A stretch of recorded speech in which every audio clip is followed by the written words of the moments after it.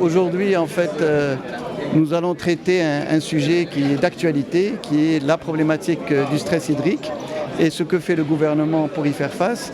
À ce niveau, en fait, nous allons surtout mettre l'accent sur le fait qu'aujourd'hui, nous avons une amélioration qui reste limitée avec les dernières pluies, puisque aujourd'hui, nous sommes à 4 milliards de mètres cubes au niveau des barrages, avec un taux de remplissage qui a atteint les 25%, contre 23,4% avant, donc à la fin du mois de janvier.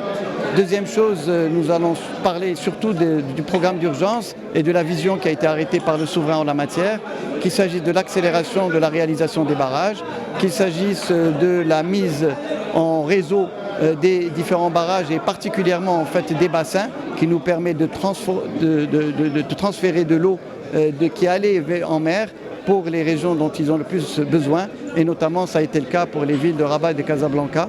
Et grâce à ça, nous avons déjà pu dépasser la problématique parce que le 18 décembre dernier, on aurait été dans l'obligation de commencer à faire des coupures d'eau.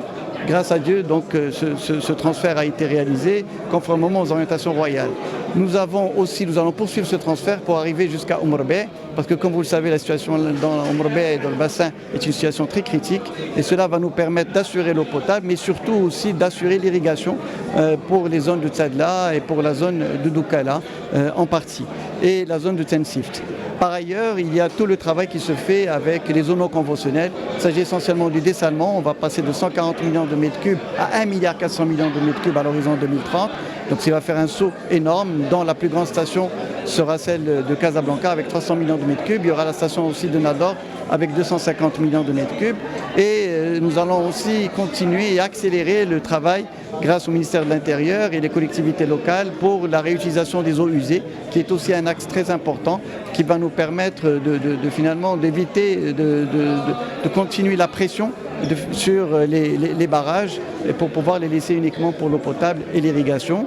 Et enfin, il y a tout le travail qui doit se faire en matière d'économie d'eau, qui va être très utile pour pouvoir, je dirais, rationaliser l'utilisation de l'eau, avoir une meilleure valorisation de l'eau et surtout arrêter le gaspillage. C'est une affaire qui concerne tout le monde, que ce soit les citoyens et que ce soit les agriculteurs, les industriels, les gens du tourisme, mais également donc les administrations. Et c'est l'effort sur lequel nous travaillons de manière assez claire.